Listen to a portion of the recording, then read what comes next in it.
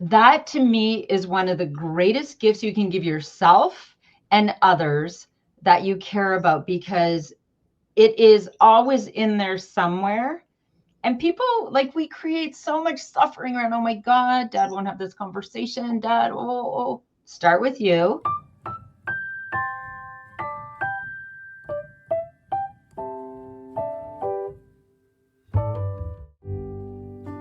For those living with SADS conditions, we are acutely aware of our own mortality. Life can change or end in a flash.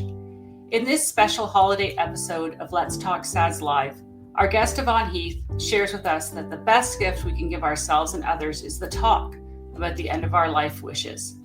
Yvonne is a nurse turned author, speaker, and change maker. She was a nurse for 27 years in intensive care, chemotherapy, palliative, and hospice care across the US and in Canada. At age 50, she left her nursing career to blaze her own trail by bringing empathy and humor to the challenging conversations we are all avoiding, navigating grief, death, and dying. Tune in and let Yvonne show you that the toughest talks can leave us feeling lighter. Hi, good morning, Yvonne, and welcome to Let's Talk SADS Live. I'm so glad you're here today. I've had the privilege of knowing you for more than 10 years. But if you could just take a moment and introduce yourself, your background, and what makes you uniquely suited to talk about our topic today, which is the best gift you can give your family and yourself is to prepare for the end of your life. Not a topic that people always associated with gift giving and holidays, but we think this is a really important topic that we shouldn't go into the new year without doing. So what brought you to this? What's your background? Thank you, Heather. And I'm so just honored to be here. And the truth is, what makes me uniquely qualified is 27 years as a nurse and excessive suffering. Suffering in my own life and suffering in taking care of people of all ages, of all diagnoses, of whatever, people who died suddenly, people who had long illness, and watching people who were well prepared for end of life and normalized conversations, allowed all of their hard feelings, laughter, brought it all in. And when the person died, that, someone who they loved died, there was peace. And then I was also witness, which was more often and more common, people who did not have these conversations, were ill prepared, didn't laugh, treated people to death, ignored what reality, and the excessive suffering that I witnessed, and families fractured beyond repair because everyone had different ideas of what should happen when mom was dying at a time where they should be supporting one another.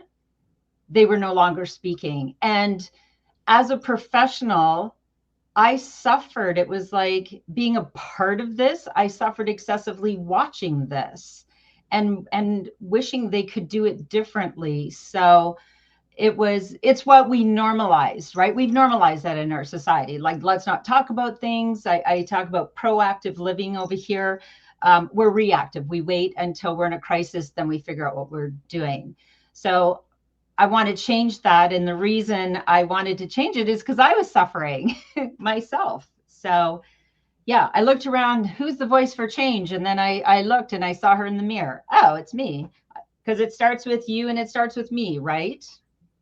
Well, these topics are so taboo, but of course, people with our conditions, which is sudden arrhythmia death syndromes, don't have the privilege of maybe thinking they are going to live to 85 and die surrounded by friends peacefully at home. It could happen today. It could happen tomorrow. Absolutely. It's sudden. That's the first word. So, you've had experiences on both ends. Mm-hmm. Why is it so important for our community in particular to talk about these difficult conversations? So, again, my life experience, first of all, the elephant in the room, the hard thing that none of us want to face is we do not all die of old age, and we don't always get a warning. And I've talked to so many people about end of life planning, and they're like, oh, well, I'm just in my 50s, so I don't need to do this. And I'm like, oh, I'm so sorry. You haven't heard. Like, we don't all die of old age. And like, isn't it? It's so absurd. I'm sorry. It's absurd because, when you have like SADS, when you have a diagnosis that you could have a fatal arrhythmia, it's in your mind. You could also go outside and get hit by a bus. You could trip. I had one lovely human in her 30s was having a house party, and she went down the stairs to get ice and fell and hit her head and died. I mean, that's just the hard reality. And as you know, my beautiful niece Bella was diagnosed with a SADS, like a CPVT. God, I'm not going to try. Catecholinergic polymorphic, blah, blah, blah, a SADS thing. She was 7 years old, and, we had no idea. So this was at the forefront. And I also have a son who struggles with addiction, and he has had friends, dozens of friends all around him die. And it was a possibility that, he would die. I had to face that. And so we always have a choice, right? We don't always have the choice we wish we had. We have a choice where we can radically accept the reality of life, that life is unpredictable, change is the only constant, and prepare for anything. So I've got the word imagine here. I imagine a world where we're 18 and it's like, oh, I'm an adult now. I'm going to do my advanced care plan, my end of life plan, my power of attorney. And we just normalize that. Could you imagine the difference our world would be? Because most people are, cricket. They're going to talk to dad or mom or someone because they're of a certain age or they have a diagnosis. And then they're going to start talking about end of life planning. What an awful time to talk about it. Right? It's like organ donation. I'm not saying you have to do it, but have the conversation before you have to. Register as an organ donor if you're going to be an organ donor. Have the conversation and don't wait until you want to. I love people say, well, I don't want to talk about that. So yeah, I get it. Don't wait till you feel like talking about it. In your career as a nurse, what did you see and experience when people didn't have these discussions with their families, and what were the outcomes?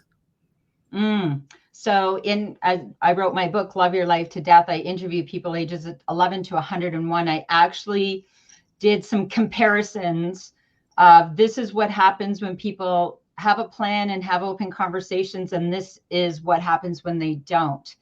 And it literally is like day and night, regardless of the outcome, right? So people who are willing to have the conversations and again, allow all the emotions. I'm sad. I'm going to miss you. Oh my gosh, this is hard to talk about. Yes, it is. What about that ring that everybody wants? And there's 4 people. Let's talk about that now.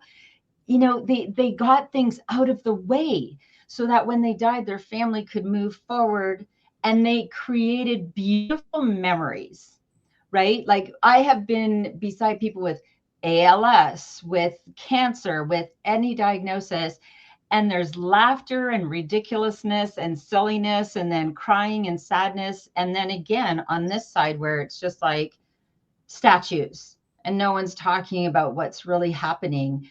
And you walk in and it's like so heavy, right? Whereas I know like grief and joy can coexist. Right. And to bring in laughter and joy, right? It doesn't have to be one or the other. So I've witnessed some beautiful, beautiful moments. And again, I wrote about it. There is opportunity in the dying process. So the thing that I encourage people to do is like, what scares us the most about dying? Because I mean, as far as I know, like none of us are going to live forever. No one's exempt. Right. But like, really, like when I do a talk and I say, who doesn't want to die? And everybody puts their hand up. And then I say, who wants to live forever? So doesn't that sound exhausting? Like, I don't want to be here forever. We'd be like those little apple, crunched up people. Like, what? of course not. So I just want to live the heck out of my life now. And I also heard people promising their children that they would make it, that they would live through something. And I just, it like terrified me and again, when I was writing, our twins were 9, I said they were kind of like our experiment, because all the conversations, the tears, the hard times, they were a part of them. And when I didn't need to be strong for them, I grieved with them. When I didn't know the answer, I said, that's my superpower. I'm very comfortable being a hot mess. I'm saying I don't have the answer and I don't know, and this is so hard. We want to, that's what I tell people, to allow your heart, humor, and humanness. Like, it's hard. Sometimes we don't have to have all the answers. We can learn together, we can grieve together, and it can be beautiful looking back. So tell me a little bit about medical futility, like the excessive measures that are often used that you probably saw. And quality versus quantity of life at the end of life. I mean, again, these are choices that we can make today that can inform our loved ones and prepare them so that if we can't speak for ourselves, they're being enacted, or that we're even making that, we're making that choice, as uncomfortable as it might be for our family. At least the choice has been made, and they're not having fights over the hospital waiting room. So what did you see in terms of, what was used at end of life that just increased the patient's suffering? Oh my God. So many things that we don't even have time, especially in the chemotherapy clinic, because we encourage people, right? Fight the good fight, battle this, don't give up. What was literally destroying my soul was people that were withering away. They had no quality of life per their standard, right? Quality of life, what is enough for you, is very individual, right? Like, that is up, everybody's different. But I would have people say, I don't want to be here anymore. I don't want this chemo, transfusion, surgery. I don't want to end up in the intensive care. Their families were so terrified of death that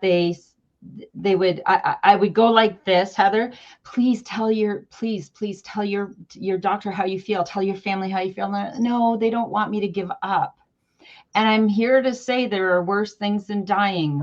Suffering is worse than dying. Being in a body prolonging a sick life where this person no longer has what brings them joy and makes life worth living for them. And I'm sorry I have to say, and this is my tough love, it's selfish to want someone to live because you're afraid of them dying, and because they're figure out what you believe about life and death. First of all, I think that's something to visit, like tell people, because I choose to believe we stay spiritually connected. I will be so happy when someone is free of their tired, sick body. My aunt just died, and she was like a mother to me. And when she died, I was sad, and I was so grateful that she left that tired, old, sick body that she no longer wanted to be in.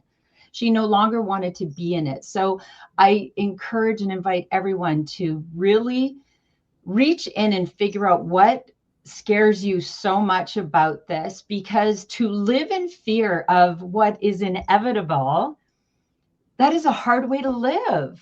That's a hard way to have joy in your life. It robs you of your joy to live in fear of death. I live in fear of not living the heck out of this life. I tell my kids, I don't know how long I'm here. I have a lot to say, so I'm going to be really mad if it's not that long, but that's why I'm talking a lot now. I don't know. I'm here as long as I'm here, and I accept that. Do you think accepting your death makes putting purpose and meaning and joy and happiness into your life all the more important? Yes. I mean, it just allows for it when we accept our mortality, right? And, we always say, oh, I have time to do that. I have time to that. I mean, I don't know how much time. And I'm going to do what I can to be very healthy. I'm going to do what I can to live, a quality life. I don't know what's around the corner. And that's the whole other thing. Like two things we all have our vision board. Did your life turn out exactly, if you ever had a vision board in your 20s, did it turn out exactly as you planned, Heather? Mine didn't. Spoiler alert. Spoiler alert. But we're here now and we get to do this. And I will tell you, my whole thing is PPE, be proactive, practice, and teach by example. Be proactive, practice, and teach by example. So I don't tell anyone to do anything that I'm not doing. I have had these conversations with my family. We have these conversations. We just normalized it. It's not scary to talk about death anymore, and that is possible. And when the twins turned 16, and people say, "How do I start an awkward conversation?" I went, "Awkward conversation coming up. Remember how we met all these people that are alive because of organ donation?" They're like, "Well, yeah, Mom, of course we'll register. Why wouldn't we?" And they registered at age 16. Now, we never have to have that conversation. I've been at the bedside in the intensive care, having the conversation with someone whose family's completely distraught because they're on life support. It's not the time to have that conversation. That's excessive suffering that we could avoid. And the other thing, they turned 18. I said, okay, awkward conversation. Remember, I said power of attorney, end of life plan. My goal is to have everyone normalize that you're 18, you're an adult, create an end of life plan and power of attorney. And, we didn't do any. So we didn't do wills because they have absolutely nothing to give away. My son says, I'm going to give everything to my friend Jacob. And I was like, Tanner, you don't have anything. And we had banter. But what I want to normalize is every year at tax time, we review the power of attorney for care and for finances. And when, we'll create a will, even if there's nothing there, we'll put it in there so that every year you normalize it, that you update it, or when there's a change. That to me is one of the greatest gifts you can give yourself and others that you care about, because it is always in there somewhere. And people, we create so much suffering around, oh my God, Dad won't have this conversation. Dad, start with you. And if you have a parent or somebody who will not have the conversation, have the talk with those that will be the decision makers, right? Because with a lot of the older generations, it's a lot of damage control. We're not going to get them there, right? We haven't normalized that, but let's start with ourselves. Creating our power of attorney and end of life plan. And these are my wishes and I want this. I mean, I've said so many times, do not put me in a freaking coffin. Thank you very much. And we just talk about it. That's the choice we get to make, right? How has you wrote this book, which is great. I recommend it to everyone. Love Your Life to Death. You wrote this back in 2015, I think. Yes, I now have the 10th anniversary. Yes, 10 years ago. So how has the MAID movement in Canada made these discussions more acceptable? Has it helped?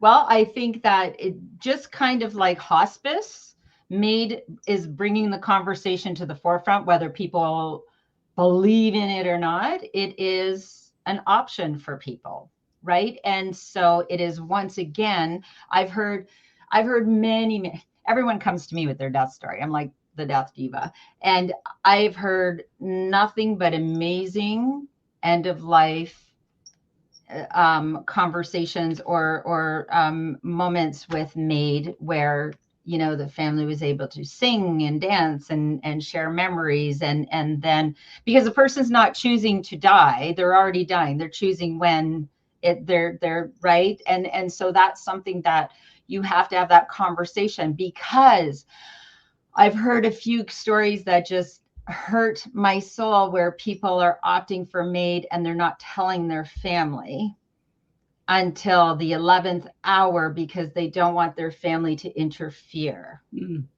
Now that to me is gutting. that they're so afraid that their family is going to try to prevent them from this because they're so death phobic. Isn't that awful? Like that's awful. It's awful. Yeah. It's really awful. Like that hadn't even occurred to me, right? That could happen. And so they're either, some people have had made by themselves because they just don't trust that their family will be able to be a part of the process. So I think what another thing it's doing is opening up the conversation, because it is an option for people, and it's an option for a reason. And, again, I mean, people might think I'm crass for saying this, but, I think we need to look inside and see, what are we so afraid of? Because when we euthanize our pet, right? Like when our dog is suffering and we put our dog to sleep, I mean, we don't think we're a horrible person. We think that we're doing something kind.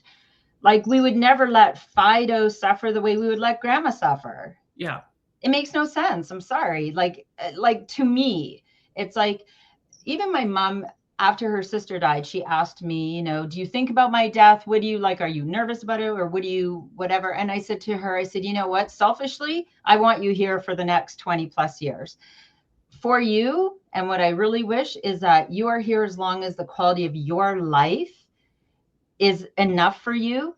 And I believe that I don't want you to outlive any of your children or your grandchildren, because I know that would be too much for you. And she's like, oh my God, you're right. I don't want that. Oh yeah.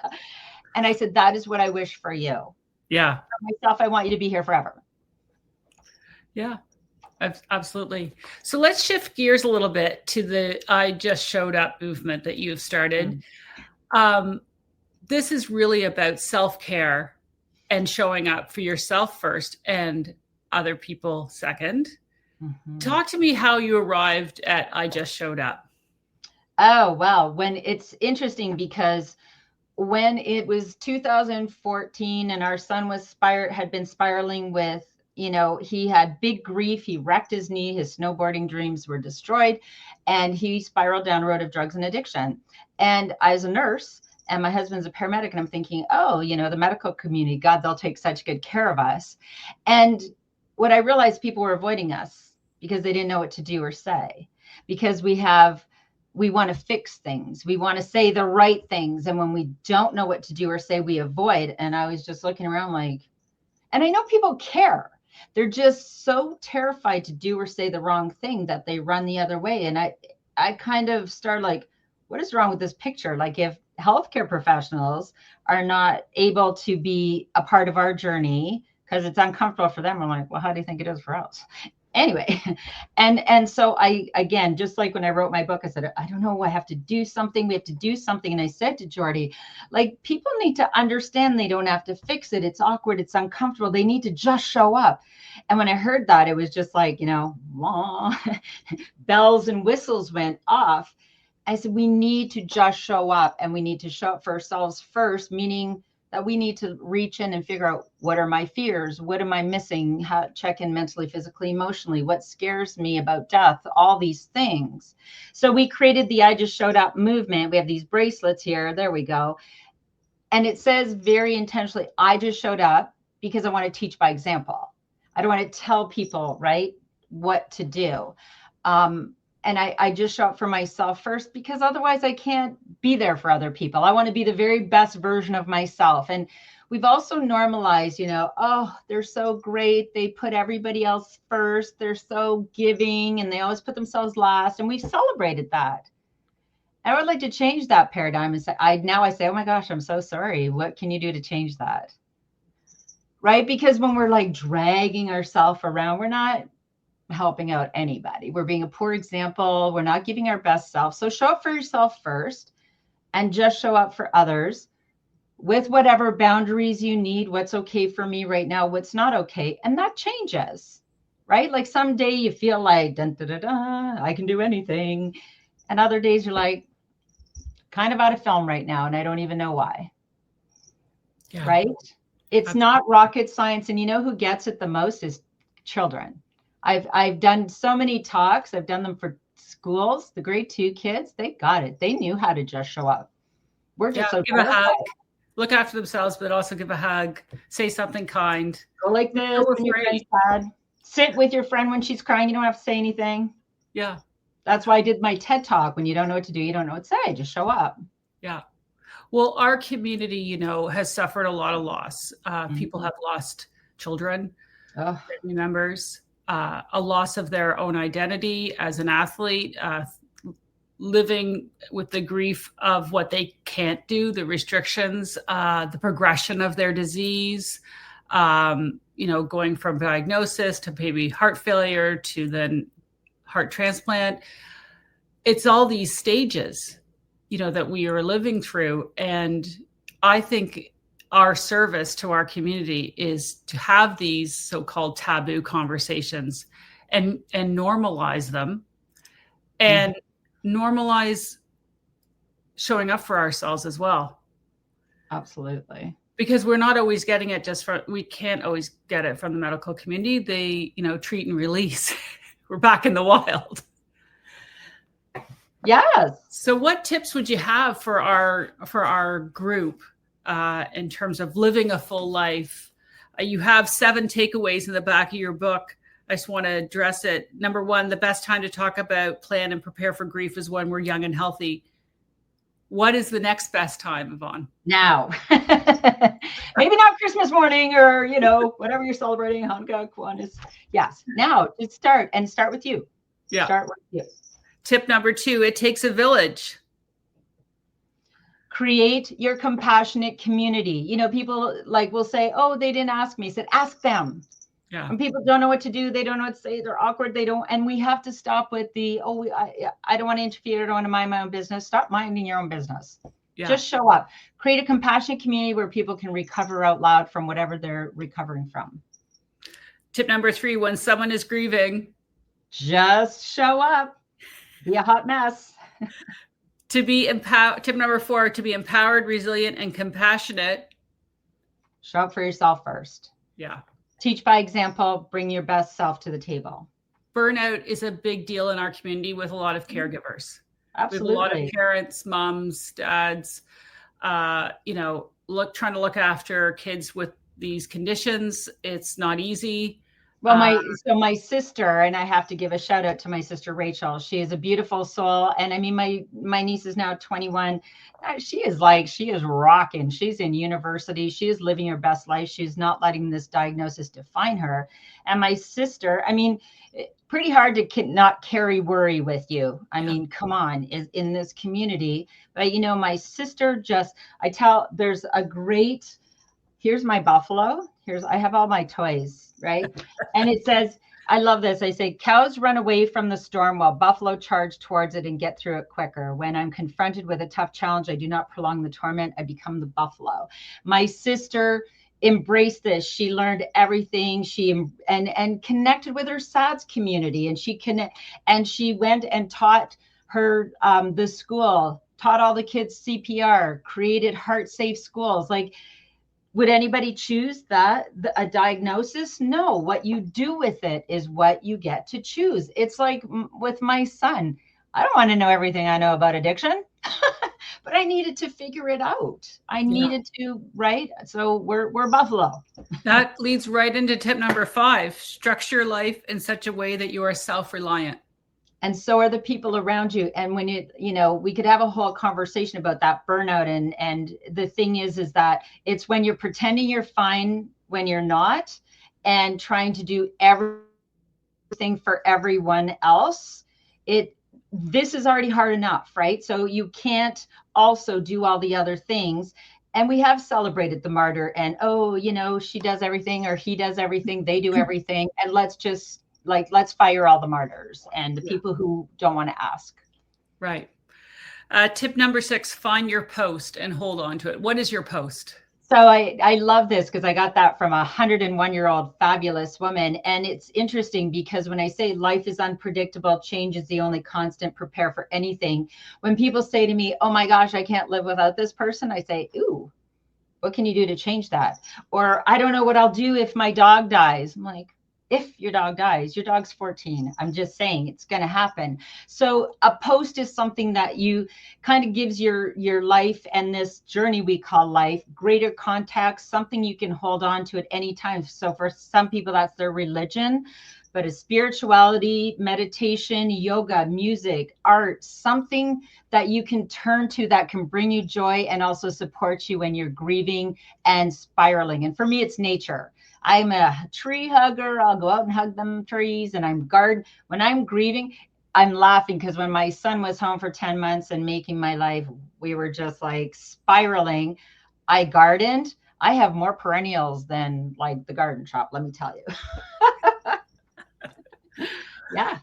Find what's meaningful for you. Yeah, no, absolutely. And tip number 7, and this will be our last question, because I think it's a great place to wrap up. What will your legacy be? What will your legacy be? And you know what? It's interesting because I mean, I left my nursing career and wrote 2 books and created the I Just Showed Up movement. Well, that's just madness. I didn't see any of that coming. But I will tell you, a legacy of just showing up with kindness and being the person that says hello to the neighbors and taking the blinders off instead of ignoring someone who is crying.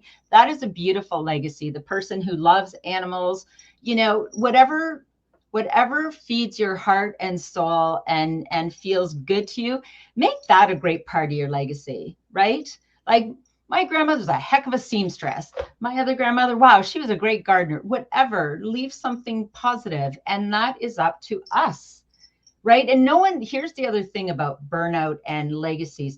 No one can make us happy, right? That is also exhausting, trying to make other people happy. We got to do the Mel Robbins, let them live their life, let me live my life, right? So whatever, a legacy of kindness is the greatest, and just showing up is the greatest legacy you could leave. Awesome. That's great. So what we've learned today is live your life to the fullest, learn to grieve and support others, and have the talk about end of life long before it arrives. Normalize the conversations throughout life. There are opportunities, or create them. Yeah. Yvonne, thank you so much for sharing all your wisdom, your enthusiasm. It's infectious. You make this hard topic digestible. It's an important one people should have. So we have the 2 books. There's a link on the episode notes. The first one is Love Your Life to Death. And Yvonne's latest book, which she just finished and arrived at her home yesterday, is Hold It Up Again, and say the title, please. It's Addiction, Grief, and Joy, A Son's Struggle and a Mother's Love, How to Just Show Up with Heart, Humor, and Humanness no matter what. Yeah. So these are 2 really important books that you've created. Thank you. You are very generously giving 25% of each book sale to the SADS Canada Foundation, which we really appreciate. So if people are looking for a gift, yeah, I'll be so happy. Get them something soft or something too. Absolutely. Addiction has hit all of us for sure. We know that. And we would love to have you on again to talk about that topic. But 100%. So yeah, if people go to the website, YvonneHeath.com, just in the note, just put SADS and I'll know, and I'll send, and we'll donate 25%. Oh, that's really generous. Well, thank you so much for your time today. Happy holidays. Happy holidays. Really appreciate all your wisdom. Thank you. I will just show up for you anytime. See what I did there? Yeah, I love it. Thank you.